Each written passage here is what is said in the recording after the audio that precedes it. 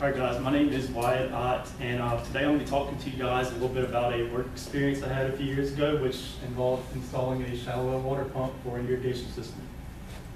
So first off, what is a shallow well water pump? It's basically just a pump. You guys probably heard of it. Its main goal is to pump fluid from one location to another by increasing the pressure. But the main difference for the shallow well pump is it's going to pump water or fluid from a lower elevation to a higher elevation. One of the things it's used in mainly is pool applications, a lot of irrigation systems. Another thing it's used for is emergency situations. It's used for pumping water from out of flooded areas and all that. So just a brief history behind it. The shallow well pump was patented by both Hicks and Haas. They worked for the Dayton Pumping Company in Dayton, Ohio. They were known for creating a cellar drainer, which is basically just a drain in your basement, just drains water in case it floods, I guess. Water softeners, which basically just removes minerals from water. It makes it a little softer. And so moving on to installing the system for the couple that we installed it for. Some of their main goals were to retrieve water from the lake to their irrigation system. That's easy said than done, but the other thing is they wanted to increase the pressure throughout the property. That's not done strictly by the pump. It's also done by what's called zoning, different areas of the house. So instead of turning all your sprinklers on at once, it's going to turn them on at certain locations, like behind the house. It's going to run for a little bit, and it's going to run in the front, just a certain amount of time. The other thing they wanted to do was filter the lake from the water, filter the lake water to reduce clogged sprinkler heads. There's two different filters. There's one that's going to remove the leaves and the clamshells it had in their lake, and the other filter is going to reduce dirty lake water and a little bit of algae.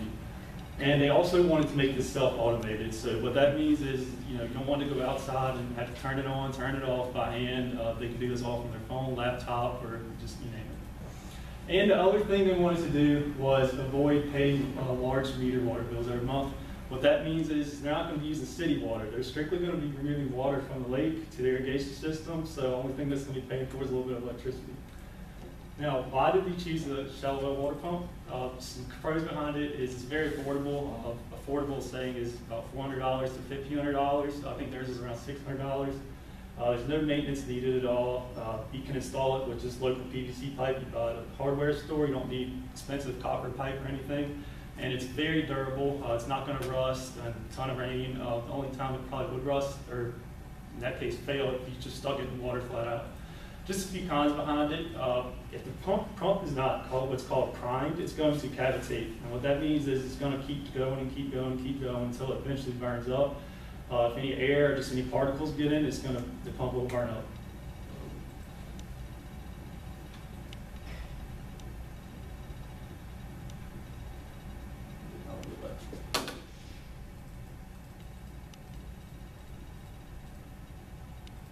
So just listing their system components, this is starting off on the lake.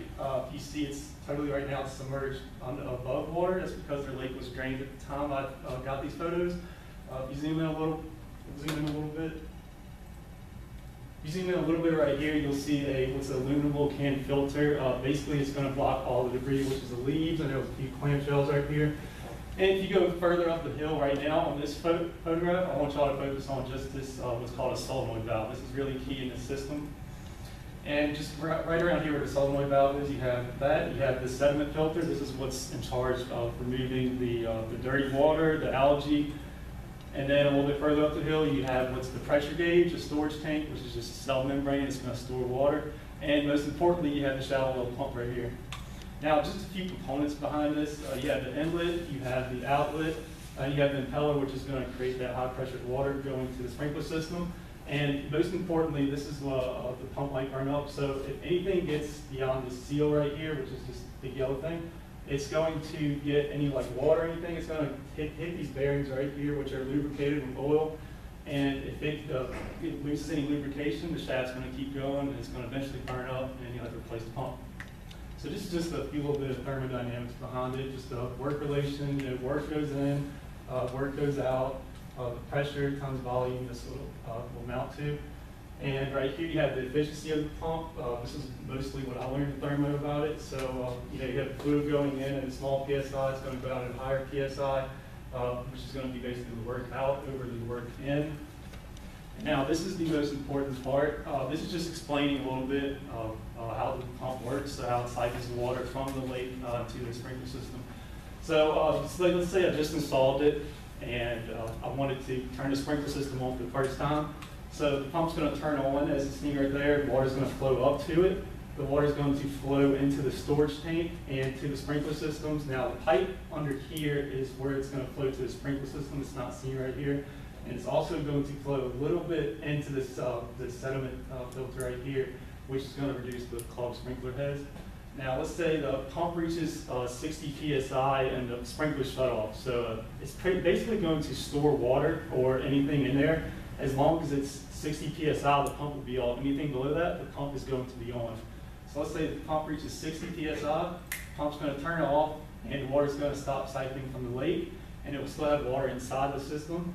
And now let's say every night around 11 p.m. they have what's called it's an automatic thing that turns on the sediment filter, which filtrates it from the dirty water to the lake. So as soon as that turns on, this solenoid valve right here opens like an electric door, and it siphons the dirty water that was stored in there and siphons it to the lake. And that's references, and that's it.